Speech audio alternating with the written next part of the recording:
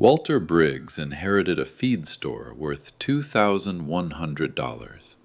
The county took the rest. 42 acres, 3 silos, and 30 years of his father's work, assessed and closed on a Tuesday while Walter was driving home. He came back anyway, every morning, for 11 years. What he found at the bottom of Silo 3 had been sitting in the dark since 1987.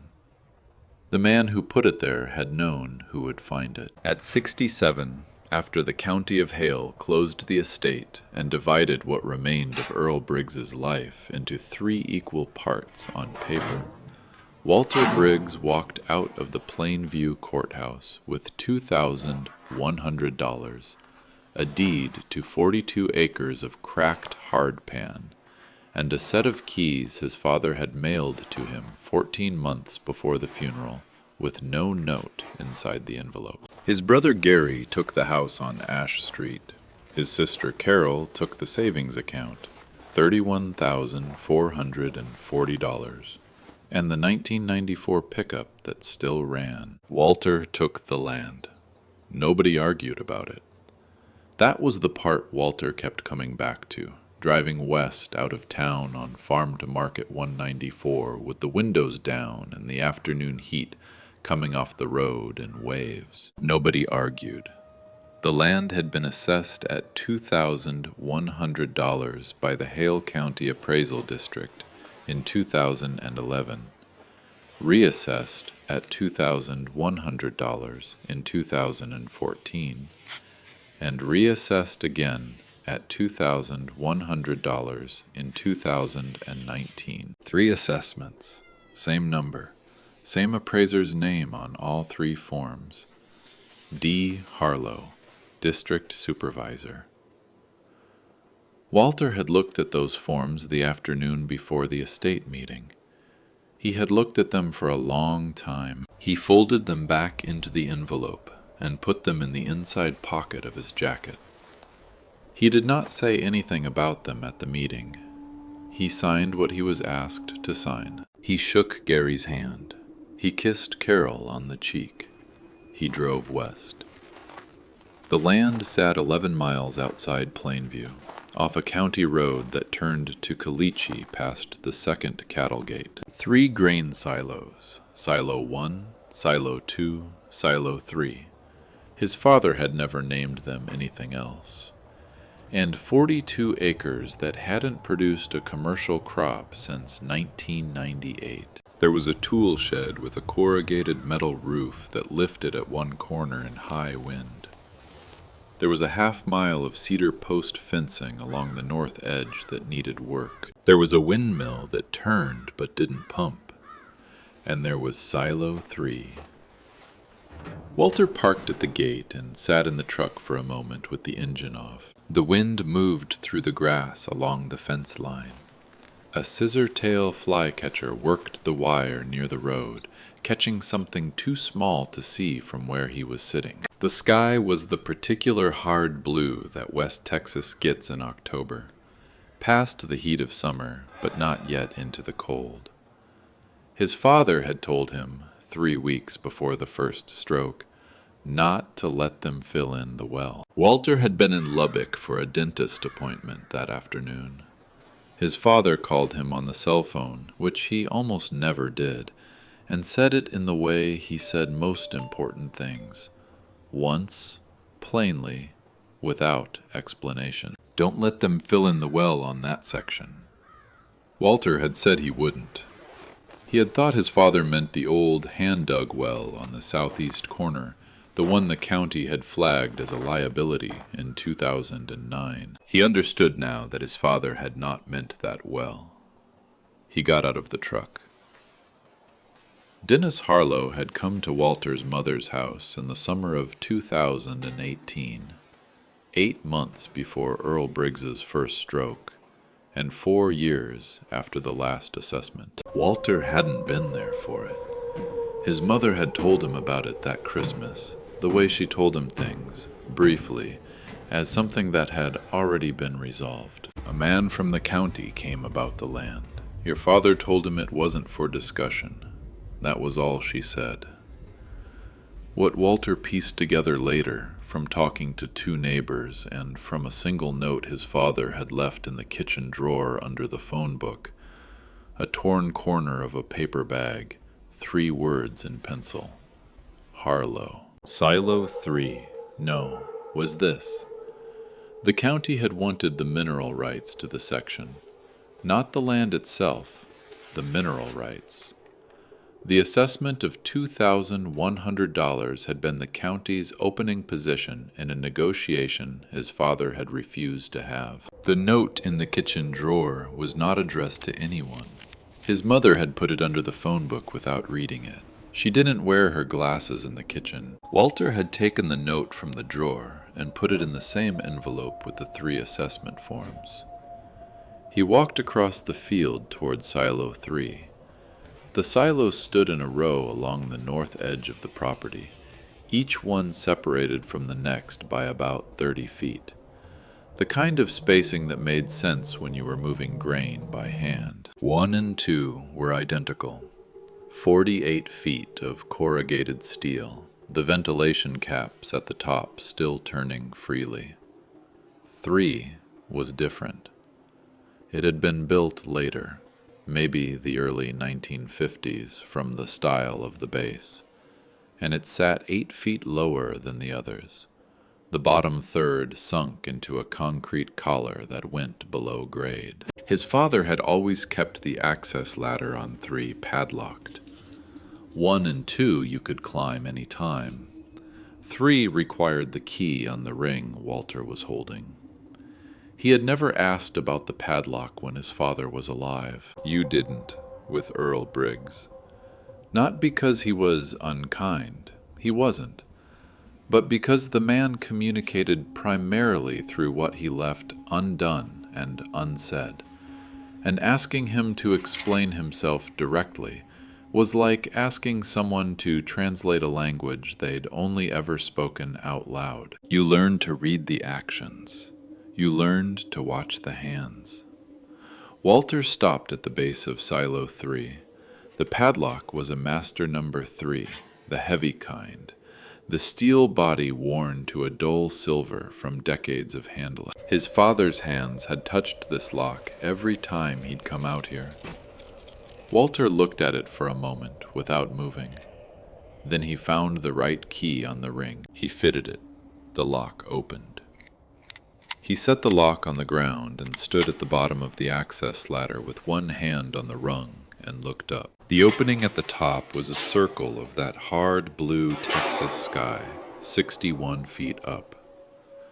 The inside of the silo smelled like grain dust and thyme, the particular dry cold that concrete holds even in the heat of a West Texas afternoon. He had a flashlight in his jacket pocket.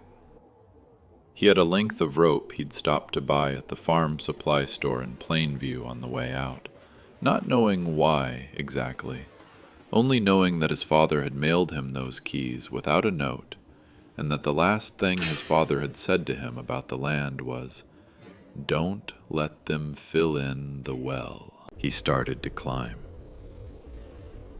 Here is the thing about Earl Briggs that you need to understand before this story makes any sense at all.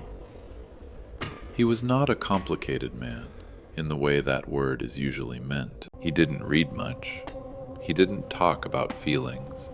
He fixed what broke, planted what needed planting, paid what he owed, and expected the same from the people around him. He had farmed this section for 40 years in conditions that would have broken most operations, through drought years and commodity crashes and the slow death of the small family farm that took half his neighbors out of business between 1985 and 2000. He had survived all of it.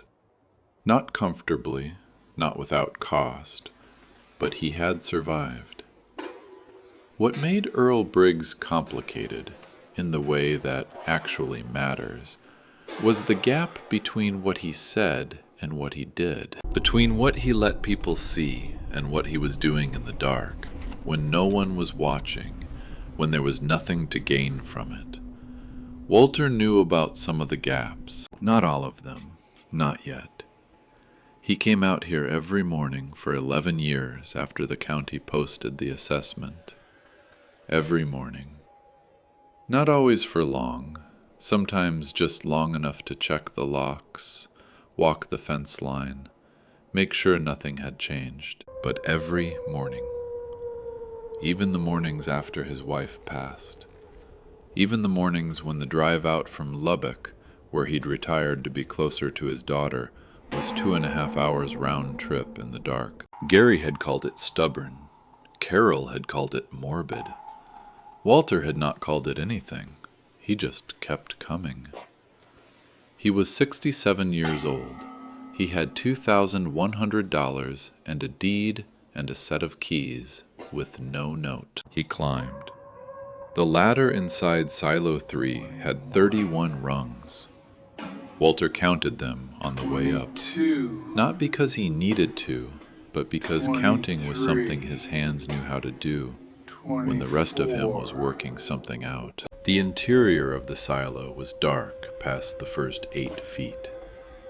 He clicked on the flashlight and kept climbing.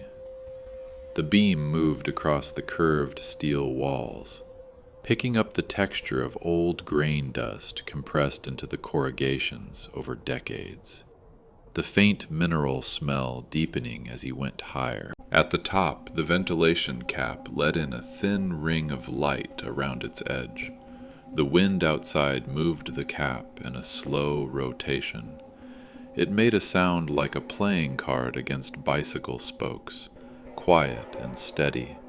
The same sound it had probably been making since 1953. He reached the top platform and stood there for a moment with one hand on the safety rail. From up here he could see the whole section, the fence line running north to south, Silo 1 and 2 to his left, the tool shed with its lifted corner of roofing, the Caliche Road back to Farm to Market 194, the flatland running west to the horizon without interruption, the way West Texas land always runs, as if the earth decided somewhere around here that it was finished with variation. He could also see, from up here, something he had not been able to see from the ground. The floor of Silo 3 was not flat. He had been in Silo 1 and 2 100 times. The floors were poured concrete, smooth and level, the standard construction for grain storage of this era. The floor of 3, visible now in the beam of his flashlight pointed straight down 61 feet, had a ring around its perimeter, a raised collar of concrete, maybe 8 inches high. And inside that collar the floor sat lower than the base of the silo wall by what looked like 1.5 feet, maybe 2 feet. It was, he realized, looking at it from above, shaped less like a grain silo floor and more like a cistern. He stood there for a while, then he climbed back down. He spent the rest of that afternoon doing what he should have done before he ever tried to go up the ladder, walking the base of the silo on the outside, crouching down to look at the concrete collar at grade, checking the seams between the steel shell and the foundation. On the south face, at about knee height, he found something. A steel plate, roughly 12 inches square, bolted to the concrete with 4 bolts. The plate had been painted over the same tan as the lower half of the silo, and the paint had been applied carefully enough that you'd miss it at a casual glance. He had driven past this silo for 11 years and missed it every time. He put his hand on the plate. The bolts were standard hex heads, 5/8 inch. He did not have a socket wrench. He drove back to Plainview. The farm supply store on Broadway closed at 6. He got there at 5:47 and bought a 3/8 inch drive socket set, a ratchet handle, and a tube of penetrating oil. The woman at the register had a name tag that said Patrice. Just these two items. She looked at the today, socket please. set and the penetrating That will oil be $14.50. and said, "Getting into something that's been closed a while." Walter said yes. "You'll want to let that oil sit overnight," she said. "If the bolts are as old as they look like they might be," he said he knew. He drove back out to the section. He applied the penetrating oil to all 4 bolts on the steel plate, working it into the threads with the tip of the applicator. Then he sat down with his back against the base of the silo and ate the sandwich he'd bought at the gas station that morning and had forgotten about until now. The bread had gone soft in the heat. The turkey inside was fine. He ate it looking west, watching the light change on the flat land as the sun dropped. This was the part nobody understood about Walter Briggs. The stillness. Gary had called it passive. Carol had called it disengaged. His daughter Rachel called it Dad's thing, with the particular affection that covered over something she hadn't quite resolved about him. His wife, Evelyn, who had understood him better than anyone, and who had been gone 3 years now, had called it patience. She had said it the way she said most things, like it was simply true, without editorial. He finished the sandwich and put the wrapper in his jacket pocket and watched the sun go down. He drove back to the motel in Plainview. He hadn't told Rachel he was staying, hadn't wanted to field the questions yet, and sat at the small desk near the window and looked at the 3 assessment forms and the note in pencil for a long time. Harlow, Silo 3. No, the county had been assessing this land at $2,100 for 11 years. The same land, the same number, the same appraiser. In any other circumstance, Walter might have believed it was bureaucratic inertia, the kind of slow institutional forgetting that kept numbers the same across decades, simply because no one had bothered to update them. He had seen that kind of thing. It happened. But the mineral rights inquiry changed the picture.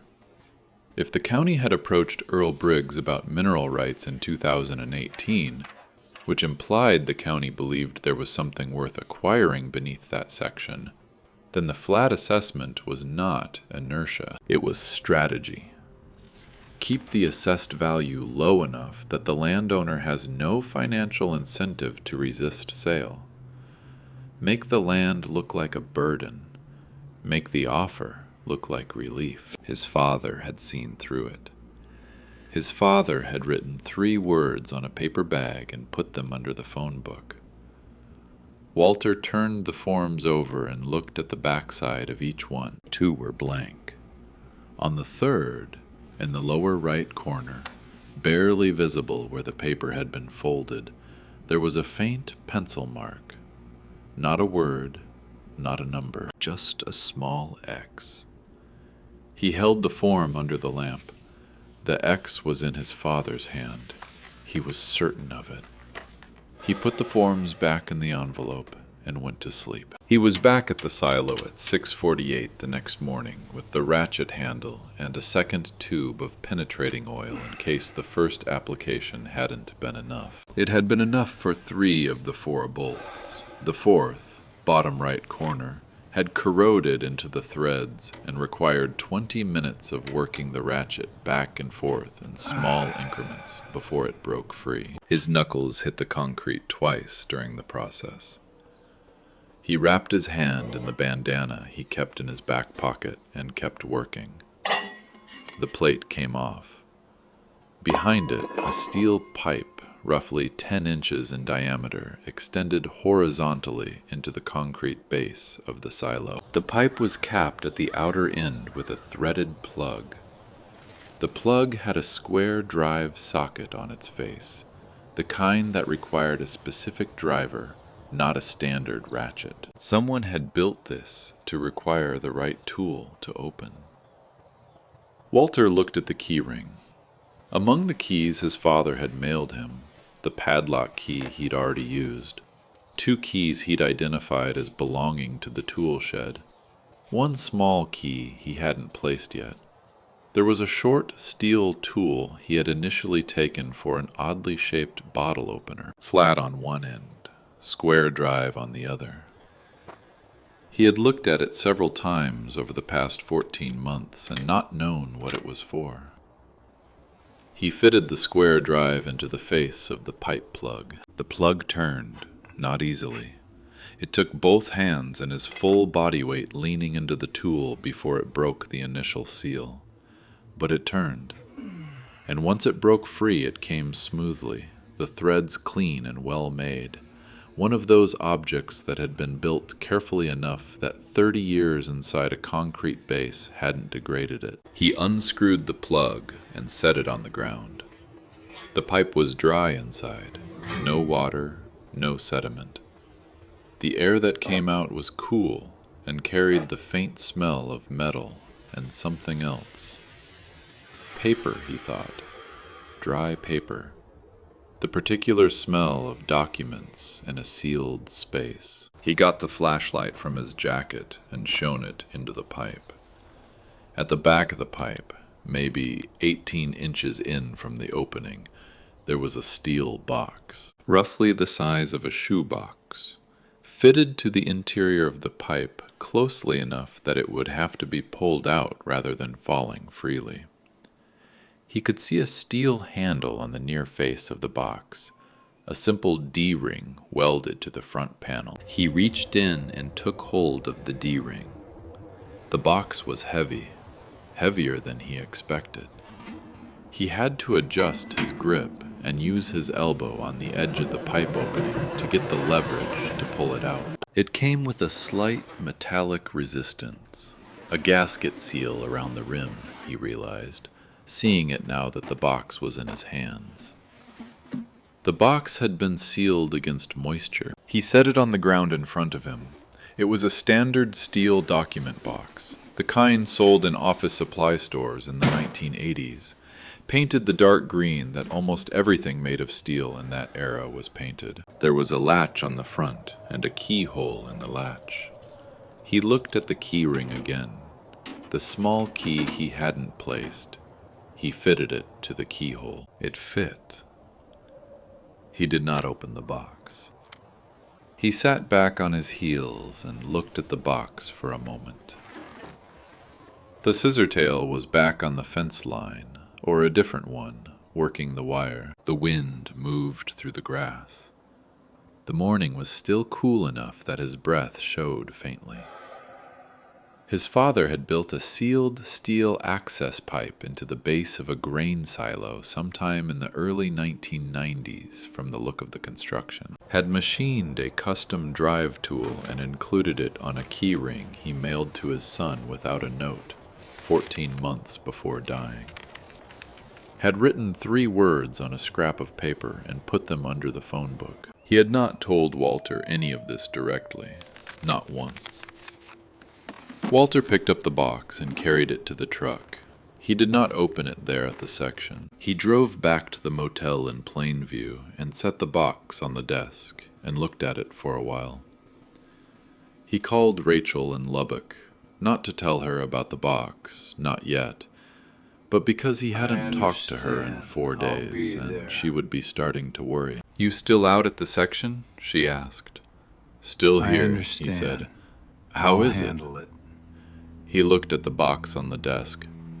"There's a lot to look at," he said. She was quiet for a moment, in the way she was quiet when she was deciding whether to push. She decided not to. "Okay," she said. "Call me tonight." He said he would.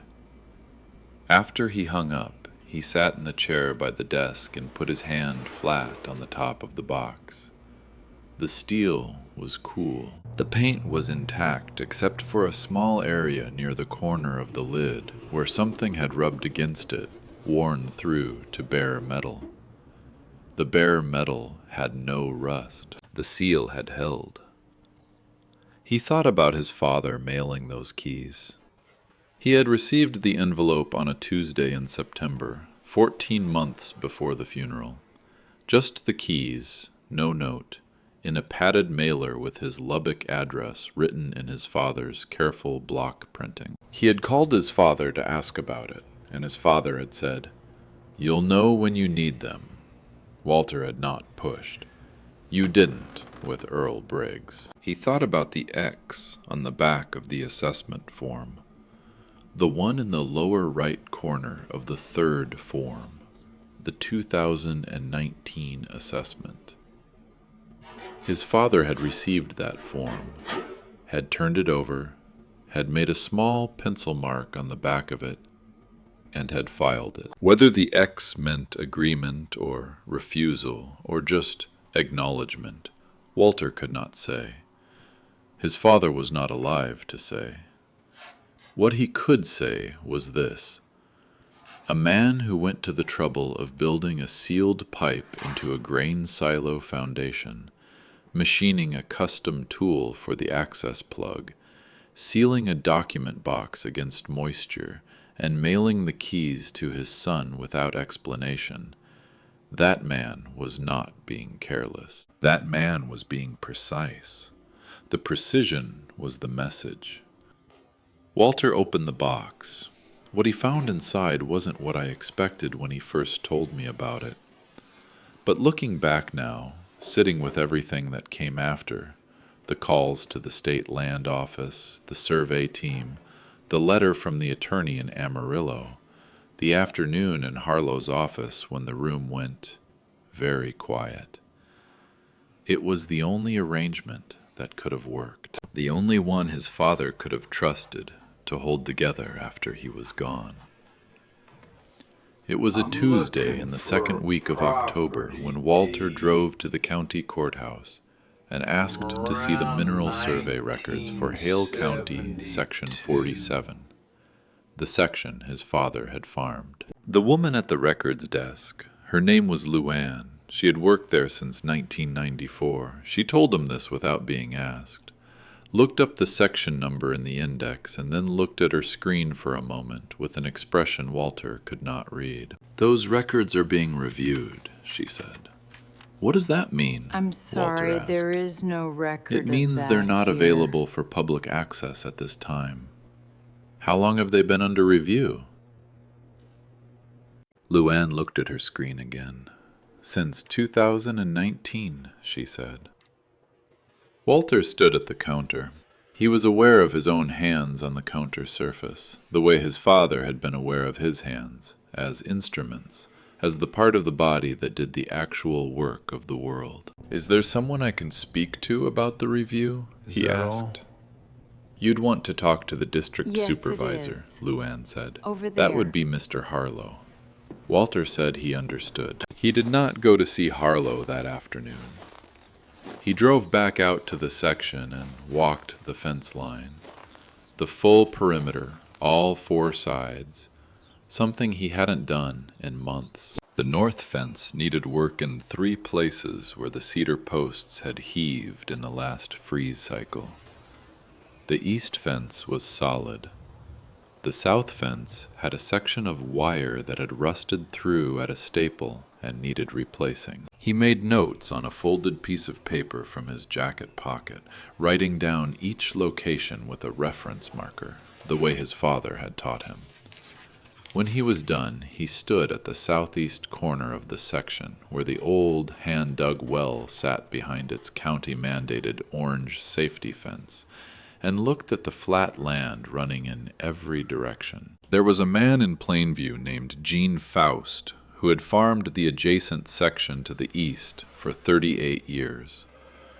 Gene was 74, recently widowed, and had known Earl Briggs since before Walter was born. Walter had called him from the motel that morning, and Gene had said, "Come by for coffee any time," the way Gene said most things, like the offer had been standing since before it was made. Walter drove to Gene's place.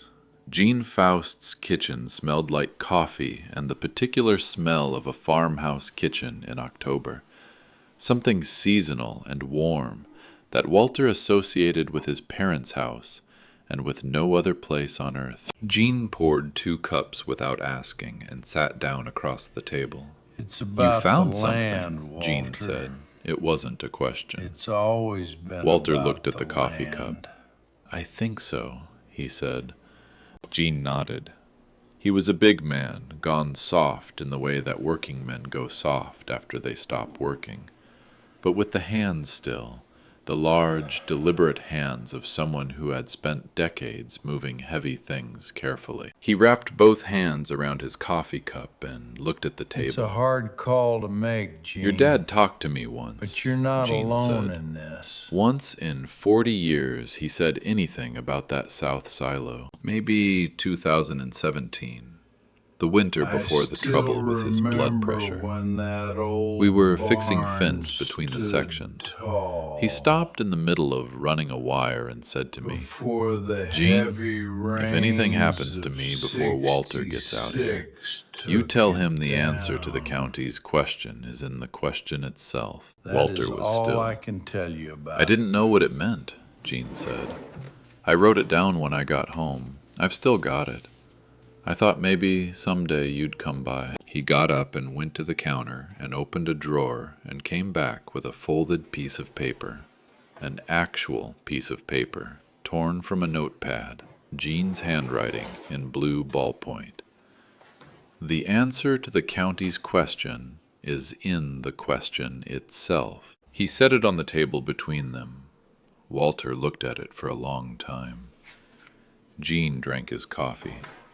Outside, a pair of sandhill cranes worked across the field in the middle distance, their movements deliberate and unhurried, the way cranes always move when they are not alarmed. He knew Harlow was going to come back, Walter said. I think he knew, Jean said. I think he'd been knowing for a while. Walter took the piece of paper and folded it and put it in the envelope with the assessment forms and the penciled note and the X on the back of the 2019 form. Jean refilled both cups without asking. They sat there for another 40 minutes, not talking much, in the way that two men who have both recently lost people sit together, not for what is said, but for what doesn't need to be. When Walter left, Jean walked him to the truck. At the driver's door, he stopped and put his hand on Walter's shoulder for a moment. One brief, deliberate contact, and then dropped it. Your dad was a careful man, Jean said. He was, Your father would have wanted you to Careful have men it. leave things in the right place, Jean said. You just have to be patient enough to find them. Walter drove back to the section.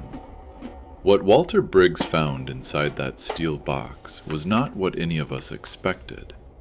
But his father had not been building a mystery. He had been building something that would still be true after he was no longer there to say it. The letter was one page.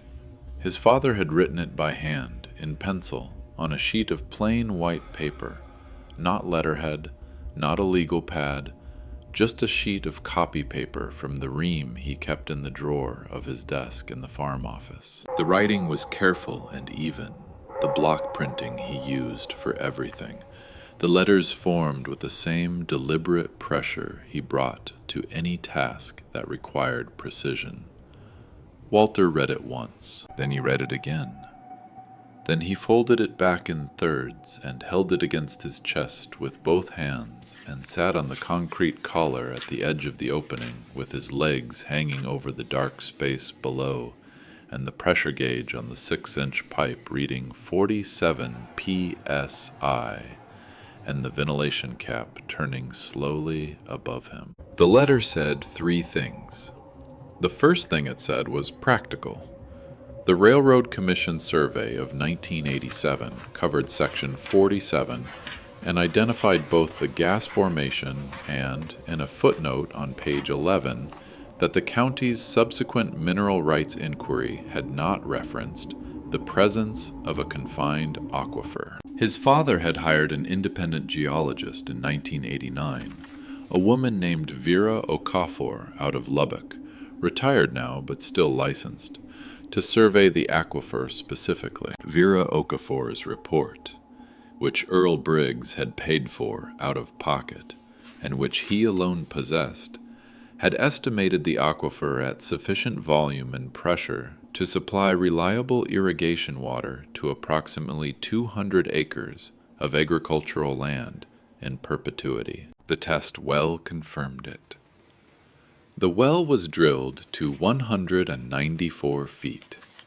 The pressure at the wellhead was between 44 and 51 psi, depending on season.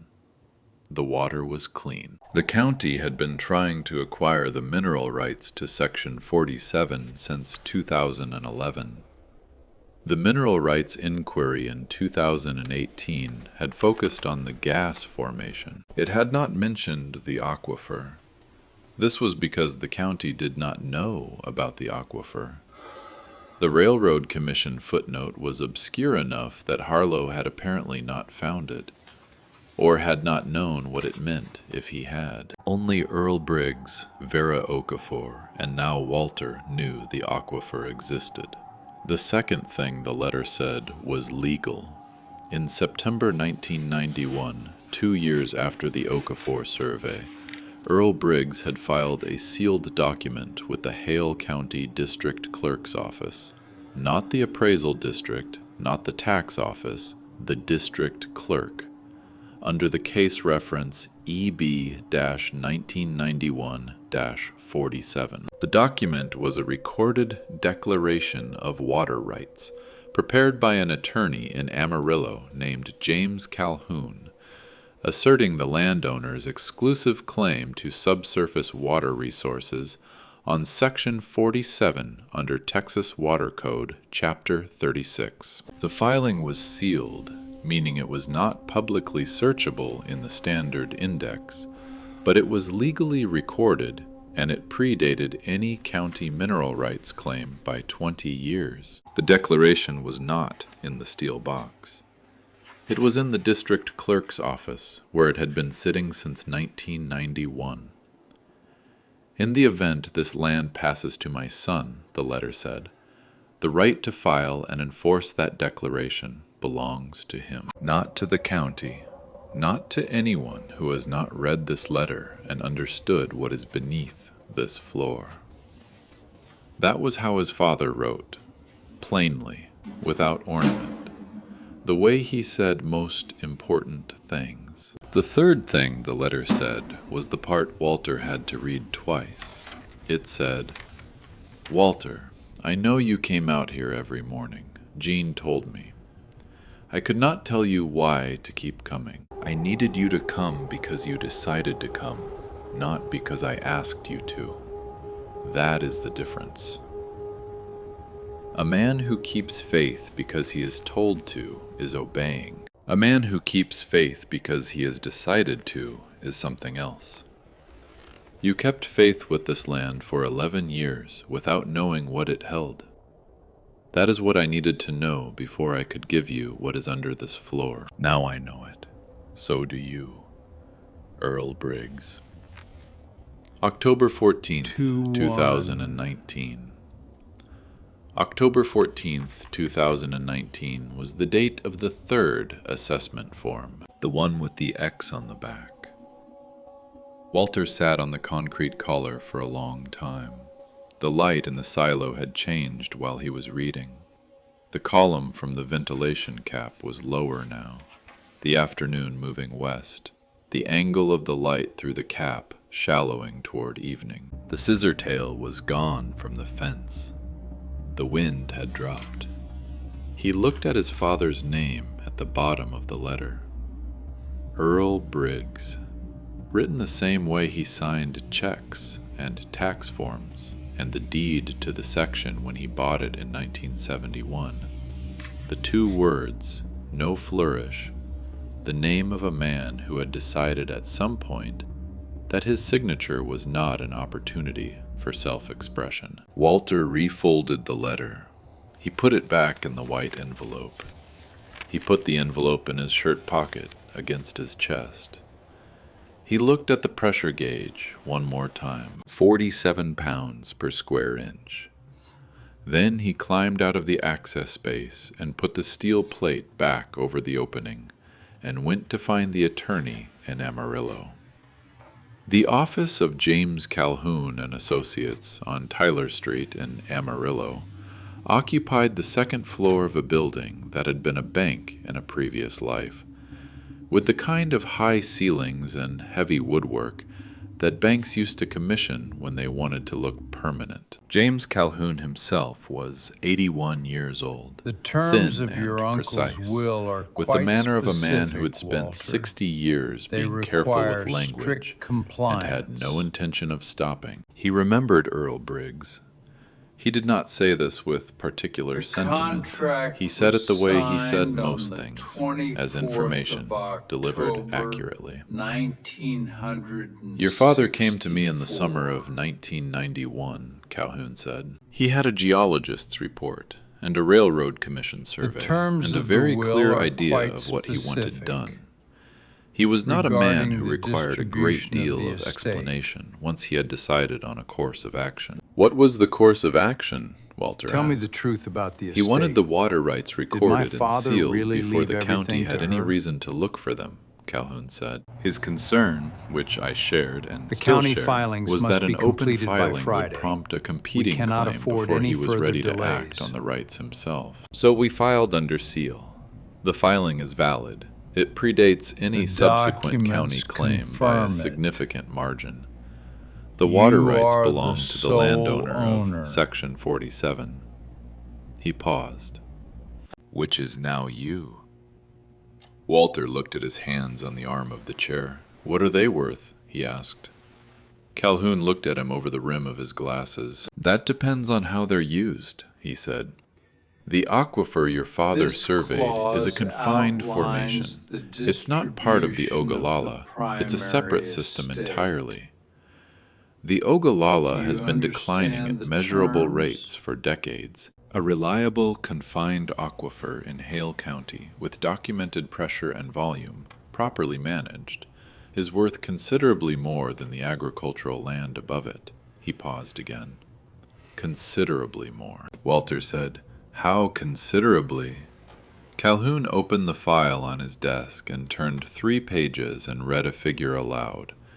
The figure was $2,847,000. That was the low end of the independent appraisal Calhoun had commissioned in 2021 at Earl Briggs's instruction, to be held in the file until needed. The high end, under certain development scenarios, was $4.1 million. Walter did not say anything for a moment. Your father asked me to commission the appraisal 2 years before he died. Is that all Calhoun they said. left? He said he wanted you to have a number when you came in. He said you would need a number to make the first decision clearly. What's the first decision? Walter asked. Is that all they left? Whether to sell the rights or retain them, Calhoun said. And if you retain them, to whom and under what terms you make the water available. He closed the file. Your father had opinions about that. He wrote them down. They're in the file. Walter sat in the chair in the office that used to be will a is bank quite and looked at the specific, heavy woodwork Walter. and the high ceiling The and the land afternoon light remains coming with the through the tall estate. windows, and did not speak for a while. He thought about 11 years of mornings, the drive out in the dark, the walk to the silo, the fence line, the tool shed, the windmill that turned but didn't pump, the assessments at $2,100. He thought about Harlow's office in the courthouse, the records under review since 2019, the mineral rights inquiry his father had refused. He thought about his father's hands on the padlock of Silo 3, the hands that This had built the agreement cap, doesn't drilled change the my well, mind. drawn the map, written the I letter, intend to claim sealed what the is box, rightfully sent the mine. keys. He thought about the letter in his shirt pocket. A man who keeps faith because he has decided to is something else. He looked at Calhoun. Show me what he wrote, Walter said. If you have made it this far into Walter's story, hit subscribe, because what his father wrote in that file is the part I have been waiting to tell you. Calhoun opened the second folder and removed 2 pages written in the same block printing, on the same plain white paper. Earl Briggs had prepared this document in March 2021, 8 months before the second stroke that ended his ability to write. The heading at the top, underlined once, read, "My intentions for the water." Walter read it at the desk in Calhoun's office, with Calhoun sitting quietly on the other side of the desk, not reading along, looking at the window. The document was not legally binding. Earl Briggs had been clear about that with Calhoun.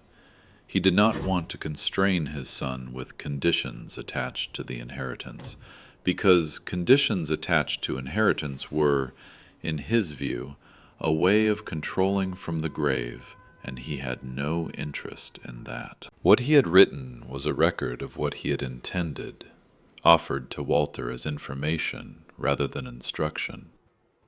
What he had intended was this. In Hale County, in the years between 1985 and 2000, 31 farming operations had failed. Earl Briggs had known most of them. Some were neighbors. Some were men he had done business with for decades. Some had simply sold under pressure when the combination of commodity prices and drought made continuing untenable. A few had held on through means he respected, and a few through means he did not, but all of them, in the end, had gone. Of those 31 operations, 11 had been sold to entities that Earl Briggs described in his document with characteristic plainness as not farmers. Investment groups, holding companies, a land bank out of Dallas that had acquired 4 contiguous sections and leased them back to contract operators. By 2019, those 11 former farming operations covered 4,847 acres of Hale County agricultural land. None of them had water. The Ogallala aquifer beneath that land had been declining at a rate of approximately 2 feet per year since 1980. The irrigation capacity of the affected sections had dropped to roughly 60% of what it had been in Earl Briggs's early farming years. The holding companies and investment groups had modeled this into their acquisition prices. They had not told the contract operators who farmed the land for them. Earl Briggs had been watching this for 30 years. What he had written, in the plain block printing he used for everything that mattered, was a list. 11 names. The 11 families who had sold their operations between 1985 and 2000, and who, to his knowledge, were still in Hale County, or the adjacent counties. Not the holding companies, not the investment groups, the families. Below the list, in the same careful hand, was a single paragraph. Walter read it twice. The water under this section is not mine. I found it, and I secured it, and I held it long enough to pass it forward. But it was here before I was, and it will be here after Walter is gone, if it is managed correctly. What I want, if Walter decides to develop the water rights, is for the first right of access, at a fair but not commercial price, to go to the families on this list. Not charity, fair price. The difference is dignity. Below the paragraph, his father had written one more line. I was not able to give them back what they lost. This is what I have instead. Walter set the pages down on Calhoun's desk. Calhoun was still looking at the window. He had read this document before. He did not need to read it again. The afternoon light in the office had gone golden, the particular quality of October light in the Texas Panhandle, low and long and without ambiguity, the light of a season that knows it is almost finished. It came through the tall windows and lay across the desk and across the 2 pages of plain white paper with his father's block printing, and across Walter's hands resting on the desk surface. Walter looked at the list of 11 names. He knew 4 of them. two from childhood, families who had farmed neighboring sections when he was growing up, whose kids he had gone to school with. One from later, a man named Dorsey Hutchins, who had sold in 1997 and moved to Tulia, and whom Walter had run into at the Plainview Farm Bureau meeting 3 years ago, briefly in the parking lot, and one he had not expected. The fourth name on the list was Gene Faust. Walter looked at it for a moment. Gene Faust had not sold his section. Gene was still farming, or had been until recently. He looked at the date next to Gene's name, 1992, The execution of the estate will and take the notation his father had written 6 beside months. it. Sold mineral rights Provided only, there are no under pressure, delays with the did not liquidation. sell land. Regrets it. Gene had known what it meant to be pressured by the county. He had sold what he had to sell and kept what he could keep. He had told Walter, "Your dad was a careful man." He had not said, "Your dad was trying to fix what happened to me." Walter sat with that for a moment. Then he looked at Calhoun.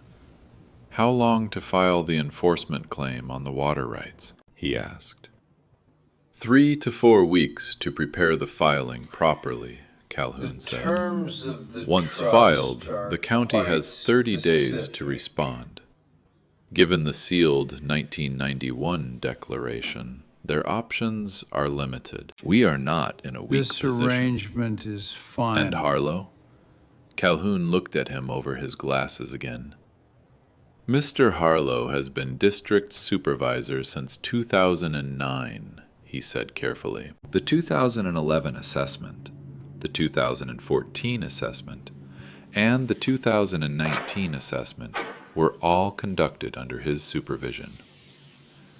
The mineral rights inquiry in 2018 was conducted under his supervision. Whether those actions constitute impropriety under Texas law is a matter I would want to review carefully before characterizing. He paused. But I would want to review it. Walter nodded. He picked up the 2 pages of his father's document Is and that all squared we them have? against the desk and slid them back across to Calhoun. "Keep those in the file," he said. "I'll need them." He stood up. He put on his jacket. He Is put his that all hand we in his have? shirt pocket and felt the envelope there. The white envelope with his name on it, folded in thirds. "One more thing," he said. "When my father came to you in It's a complicated 1991, matter, was he Walter. confident this would work? The sealed filing, the long wait, all of it?"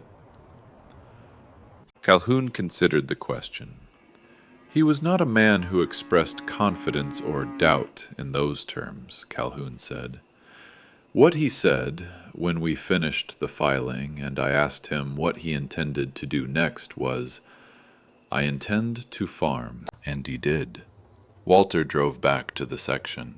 He drove out Farm to Market 194 as the last of the October light was leaving the sky, the horizon line going from gold to amber to a deep, clear dark, the kind of dark that comes to flat country with nothing between it and the edge of the world. He turned onto the Caliche Road past the second cattle gate and drove slowly over the ruts and stopped at the fence.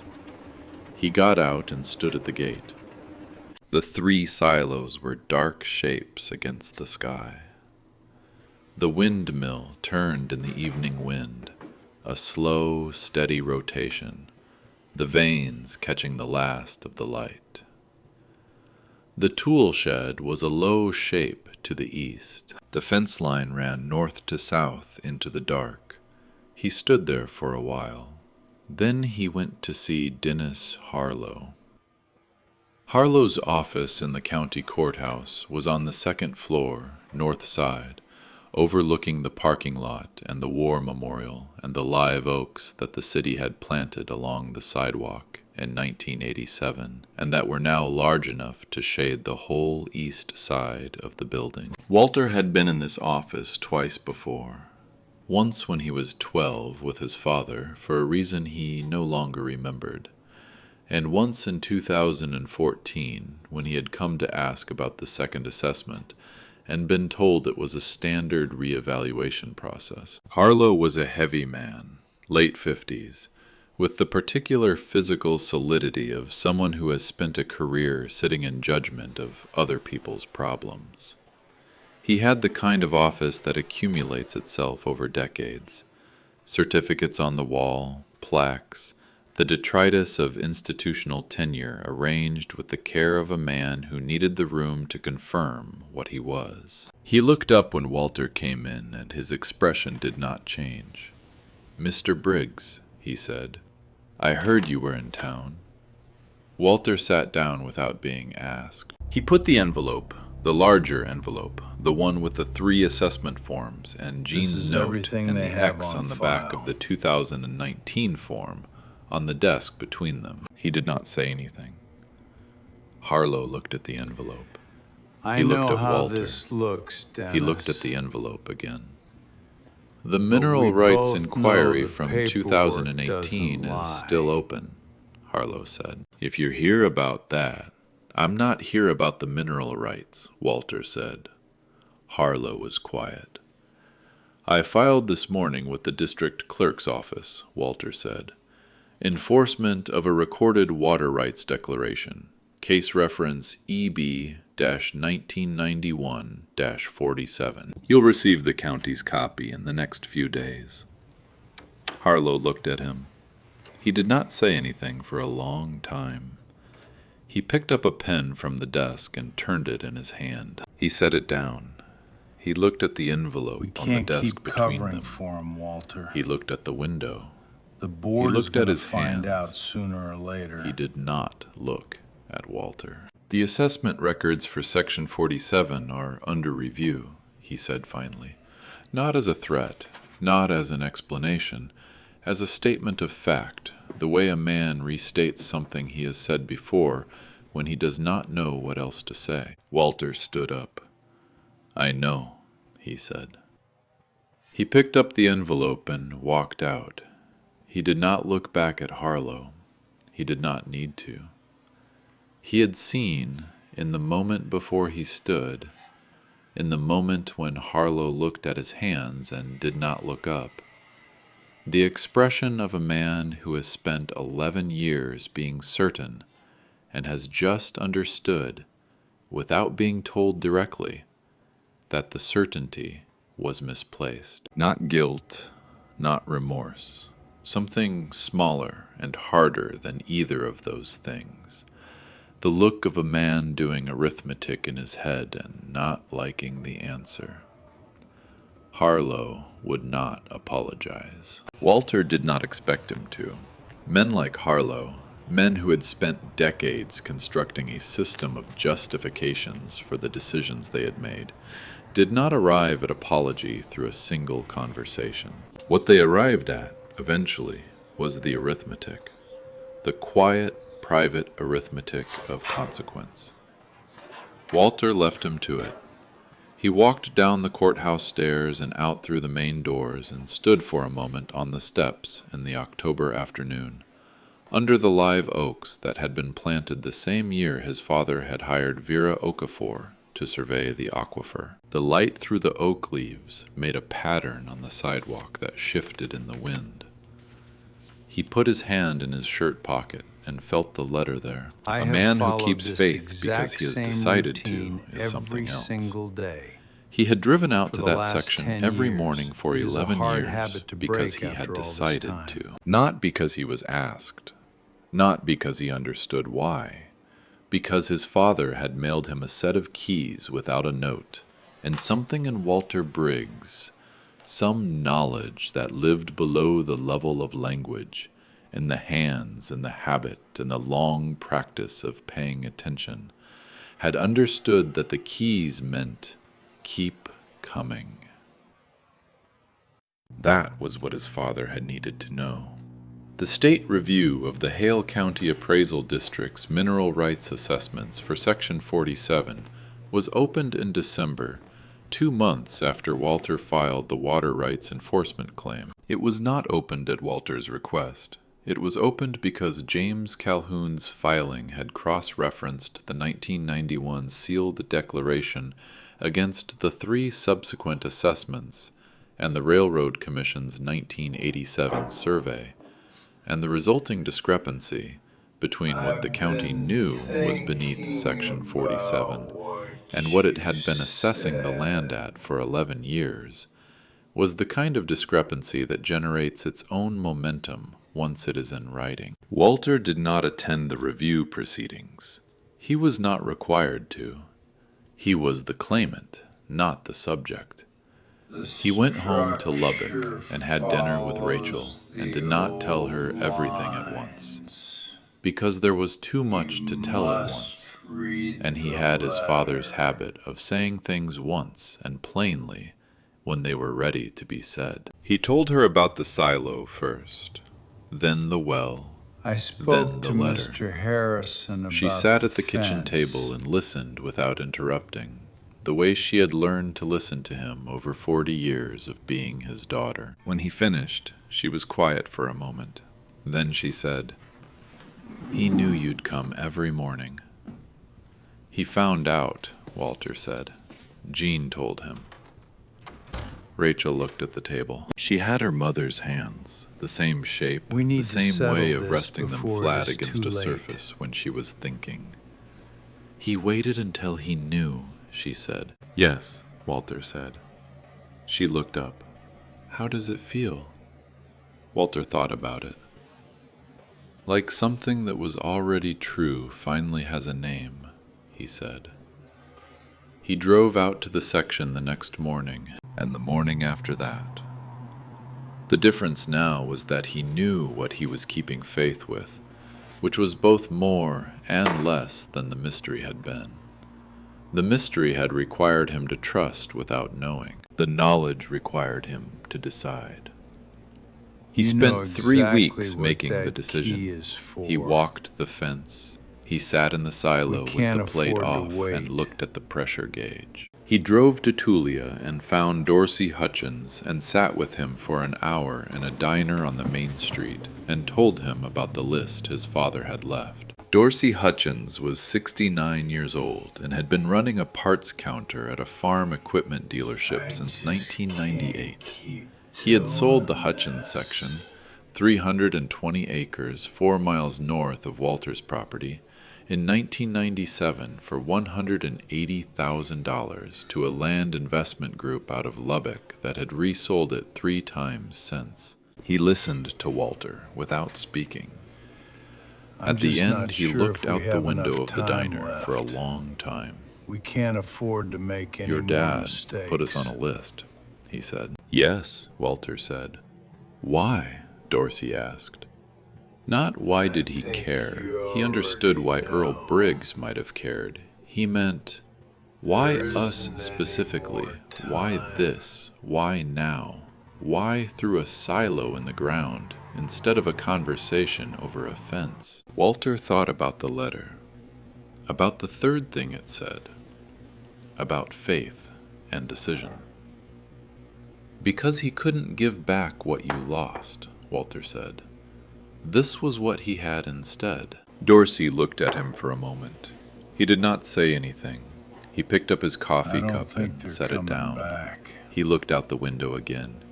He did not look back at Walter for almost a full minute. When he did, his jaw was set, and he was looking at the table between them. It is a "Fair long price," way down. he said quietly. The words from his father's document, which Walter had shared with him. Not charity. Fair price. "Fair price," Walter said. Dorsey nodded once, looked at the window, looked at his hands. Walter left him sitting there. He drove back to the section on Farm to Market 194 with the windows down, the November air coming in cold now, the first cold of the season, the kind of cold that has weight to it after the long Texas summer. He turned onto the Caliche Road and drove to the gate and sat in the truck with the engine off. The section was quiet. The windmill turned. The silos stood in a row against the sky. the ventilation caps making their slow rotations in the wind, the same sound they had made for 70 years. He thought about his father standing at this gate. How many thousand mornings, the same flat land, the same sky, the same silos, knowing what was underneath and saying nothing. Farming the cracked hardpan for 40 years on a section the county had decided was worth $2,100. Writing a list of names on plain white paper in 2021 and asking Calhoun to keep it in a file. He thought about the X on the back of the 2019 assessment form. His father receiving that form, reading the number, $2,100, the same number for the third time, the same appraiser's name, and turning it over and making a small pencil mark on the back. Not anger, not a protest, just acknowledgement. A man marking a document the way he had marked survey forms and fence maps and tax records for 40 years. Carefully, precisely, leaving the mark where it could be found by the right person. Found by the only person he had trusted for 11 years to keep coming. The meeting happened on a Saturday in February, 4 months after Walter filed the enforcement claim, and 6 weeks after the state review of the Hale County Appraisal District had concluded its preliminary findings. Walter had not organized it. Gene Faust had. Gene had called him on a Tuesday evening in January and said he was thinking about having people over for lunch on a Saturday and asked if Walter could come. Walter said yes. Gene said he'd invited a few others. Walter asked who. Gene said some people who knew Earl. Walter said, all right. He drove out from Lubbock on a Saturday morning in February with the sky the particular flat white of a West Texas winter. Not threatening, just closed, the light diffuse and without shadow. The kind of sky that makes the land look larger than it does in summer, because there is nothing to define the distance. He turned onto Gene's Road at 11:14 in the morning. There were 11 vehicles in Gene's yard. Walter sat in the truck for a moment looking at them. A collection of pickups and older sedans, the kind of vehicles that accumulate in a farm family yard over decades. Not new, not identical, each one carrying the particular wear of use. He recognized Gene's truck. He recognized the blue Silverado that belonged to Dorsey Hutchins, who had driven up from Tulia. He did not recognize the others. He got out and went inside. Gene's kitchen table had been extended with a folding table along one side, covered with a tablecloth that Walter recognized as having belonged to Gene's wife, who had been gone 2 years. The room smelled like coffee and something baked, and the particular warmth of a house where people have been gathering since early morning. There were people standing at the counter, sitting at the table, leaning in the doorway to the living room. Walter counted 9 people before Gene came out of the back of the house and crossed the room and took his hand. "Glad you came," Gene said. "Who are these people?" Walter asked quietly. Gene looked at the room. 4 of the 11, he said. Rest of them are family members. 1 son, 2 daughters, 1 widow. He paused. The widow is Marlene Hutchins, Dorsey's mother. She's 83. Dorsey drove her up this morning. I'm Walter Walter looked Briggs, across the ma'am. room at the woman sitting at the far end of the extended table. She was small and I'm truly straight-spined, sorry for with your white loss, hair and the Marlene. hands of someone who had worked outdoors for most of her life. She was looking at Walter. He crossed the room and introduced himself. Marlene Hutchins had sold the Hutchins section with her husband Do you in really 1997, mean what you're the year saying, before he Walter? died. She had been living in I Tulia need since to then, know the in a house on the absolute east side of truth. town that her daughter helped her maintain. She was clear-eyed and direct, and she looked at Walter the Do way you people of really her mean generation what looked you're at you saying, when they were Walter? deciding whether you meant what you said. I need to know the absolute Your father came to see truth. us in 1996, she said. The year before we sold. He came to tell us not to sell to the Your group from father Lubbock. was a stubborn She paused. man, Walter. We sold anyway. But he had a We good needed heart. to. I know, Walter said. He wasn't angry about it, she said. He understood why we did. Stubborn man, He just wanted Walter. us to know there might be But he another had a way. good heart. She looked at her hands on the table. We didn't know about the sat water. right He here didn't at tell this us table. about the water.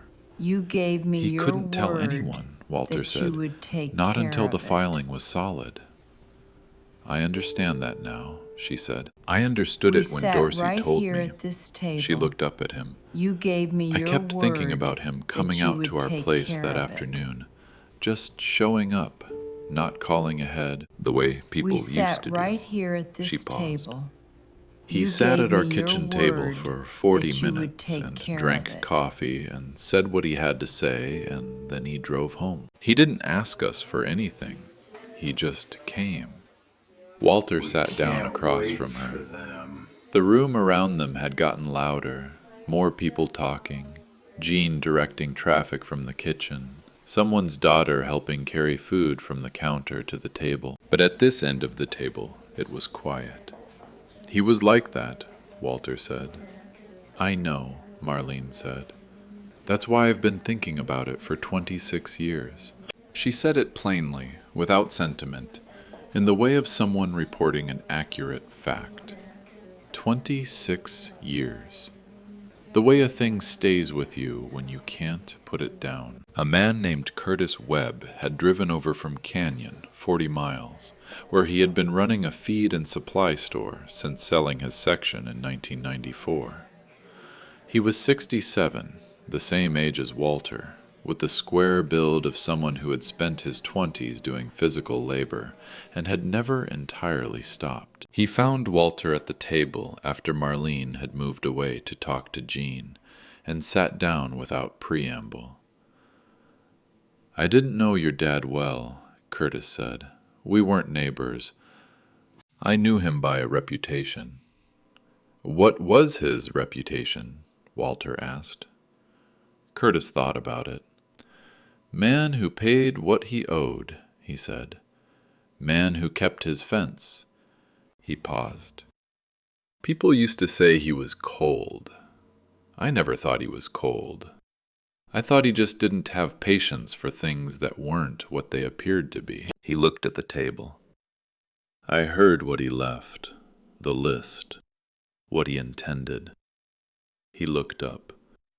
He must have been thinking about it for a long time. Since at least 1991, Walter said. Curtis was quiet for a moment. That's 30 years, he said. Yes, Walter said. Curtis looked at his hands. My daddy lost that section in 1994, he said. We didn't talk about it much after. It was a thing that happened and you moved forward. But it was always there. He paused. My daddy died in 2011. He never stopped thinking it was his fault, that he should have done something different. He looked up. If he'd known someone had been watching, had been thinking about it all that time. He stopped. He looked at the window. He did not finish the sentence. He didn't need to. A woman named Patricia Engel had driven over from Lubbock with her daughter. Patricia had inherited her section from her parents in 1991 and sold it in 1993, when the combination of drought and commodity prices had made the math impossible. She was 64, a retired school administrator, and she had the manner of someone who had spent a career managing difficult situations with composure. She sat down next to Walter after the food was served and told him something he had not known. She said that in the summer of 1993, the week after she had signed the papers selling the section, Earl Briggs had come to her door. He had stood on her porch, not asking to come in, not staying long, and said two things. He had said, "That was the right decision, given what you knew." And he had said, "I'm sorry there wasn't another option." She had not understood, until now, what the second thing meant. He was apologizing, she said, not for anything he'd done, for the fact that he hadn't figured out the water rights in time to give us another option. She paused. The filing was 1991. We sold in 1993. 2 years wasn't enough time to do anything with it. Walter looked at his coffee cup. He told me he wasn't able to give back what you'd lost, he said. He said the water was what he had instead. Patricia was quiet.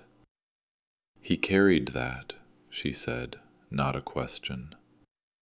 I think so, Walter said, for a long time. She looked across the room to where Jean was standing at the counter, talking to Dorsey Hutchins.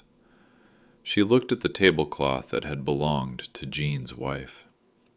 She looked at the people around the extended table, the 4 families and their children and 1 widow, gathered in a farmhouse kitchen in February because a man they had known at a distance had spent 30 years thinking about what he owed them. He couldn't have known it would be enough, she said. When he set it up in 1991, he couldn't have known if the water would matter by the time anyone found it. No, Walter said, he couldn't. But he did it anyway, she said. Walter looked at his hands on the table, the hands that had pulled the steel plate off the floor of Silo 3, that had fitted the square drive tool into the pipe plug, that had felt the pressure of deep water through 30 years of sealed steel. He did it anyway, Walter said. Jean put food on the table at 12:30, a pot of chili he had started the night before, cornbread, a bowl of sliced tomatoes from someone's preserved summer garden, 2 pies that a woman named Beverly had brought without being asked. Jean was a competent cook, in the practical way of a man who has been feeding himself for 2 years and has resolved to do it properly. The chili was good. The cornbread was good. Nobody mentioned the food much, because the food was not the point.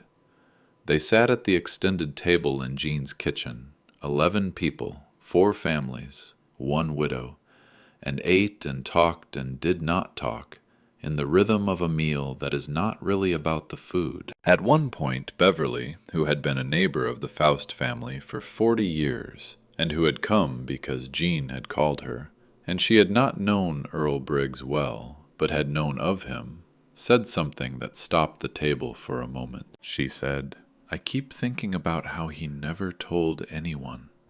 The table was quiet. "Not in 30 years, she said.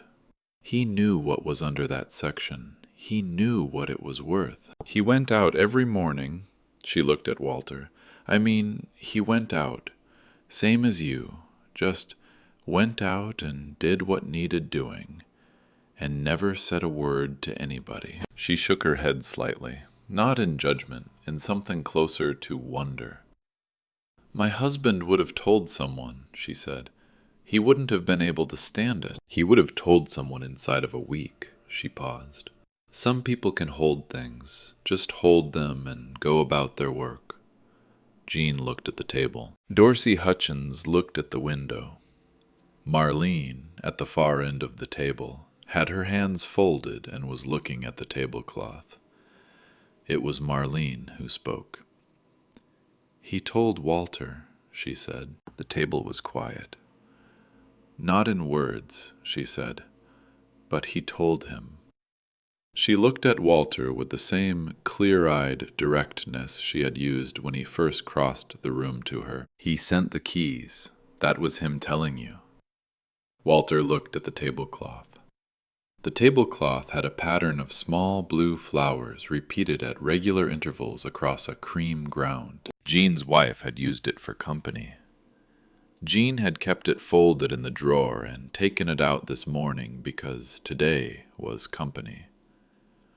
Walter thought about the keys and the padded mailer, his father's block printing on the address label. No note. He thought about what Marlene had said. That was him telling you. He thought about his father's hands, the same hands that had built the cap, and drilled the well, and machined the tool, and drawn the map. Those hands had packed the keys into the mailer, and written the address, and sealed it, and taken it to the post office on some Tuesday or Thursday in September 2018, and handed it across the counter, and driven back to the section. The same hands, doing the same work, paying what he owed. After the meal, people gathered their coats and said their goodbyes slowly, the way people leave when they are not quite ready to leave, in stages, in small clusters, with pauses at the door. Dorsey helped his mother to the Silverado. Patricia Engel and her daughter stood with Jean in the yard for 15 minutes, talking about something Walter couldn't hear from where he was standing by his truck. Curtis Webb stopped beside him on the way to his vehicle. "What happens next?" Curtis asked. "Not about the legal proceedings, about the water." "We're working out the terms," Walter said. "Calhoun's office is drawing up the access agreements. Fair price." He paused. "It'll take a few months to sort the logistics."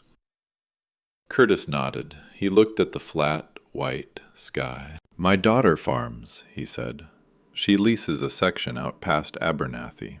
She's been watching the Ogallala numbers for 10 years. He paused. "She doesn't say much about it, but she's watching." "Tell her to call Calhoun's office in the spring," Walter said. Curtis looked at him. He looked at the sky. He nodded once, the way men of that generation nodded when something had been settled. Not a performance, just an acknowledgement. He got in his truck and drove out Jean's road toward the highway. Walter was the last to leave. He helped Jean carry the folding table back to the garage and fold up the tablecloth, which Jean did carefully and set back in the drawer where it lived. They stood in Jean's kitchen for a few minutes after, not talking much, drinking the last of the coffee. "He would have liked today," Jean said. "He would have," Walter said. Jean looked at his coffee cup. "He wouldn't have said so," he said, "but he would have."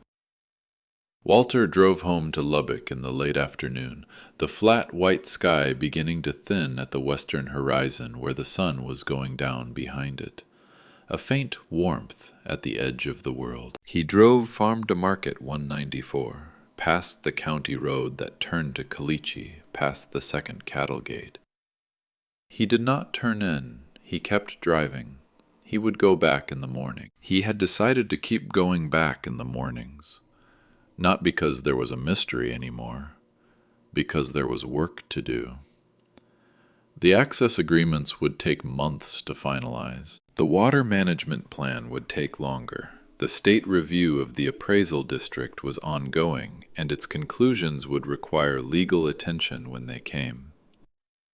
There were fence posts that needed replacing on the north side. There was a section of wire on the south fence that had rusted through at a staple. The windmill still turned. It still didn't pump.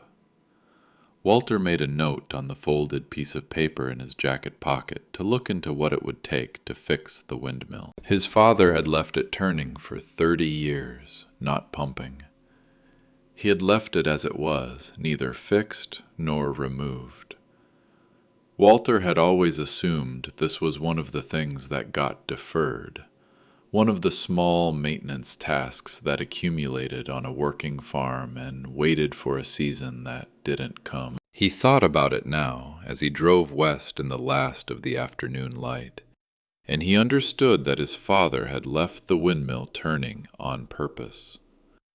A windmill that turns is a sign of life. A windmill that doesn't pump is a sign of patience.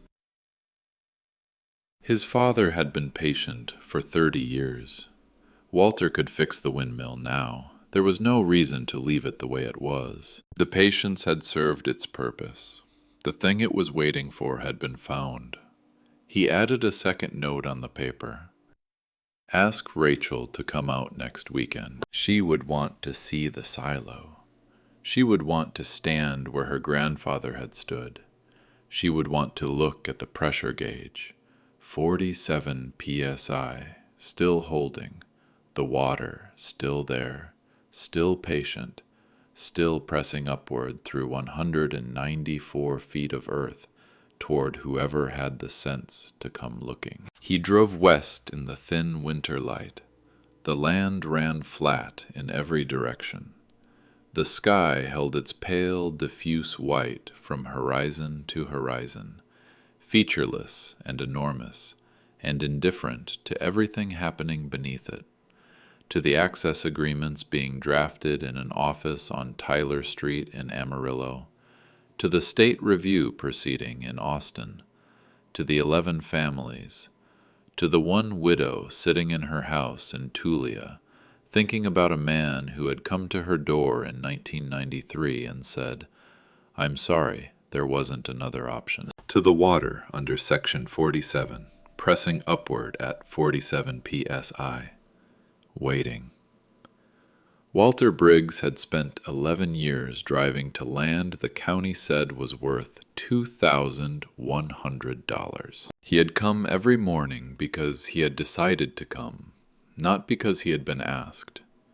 And what he found, when he finally went deep enough, was not just what his father had left. It was the proof of why his father had left it to him. A farmer knows that what the land holds is not always visible from the surface. Earl Briggs had spent 40 years knowing that. He found a confined aquifer at 194 feet and spent 30 more years holding it in trust for the people who had lost the land above it. Quietly, without credit, in the same direction, because the work was worth doing. Not because someone was watching. The water was always there. It just needed the right person to keep coming until they knew how deep to look. If this story stayed with you today, share it with someone who needs to hear it. Subscribe for a new story every week, and leave a comment. Is there something in your own family, a key without a note, a decision that made no sense at the time, that you understand differently now?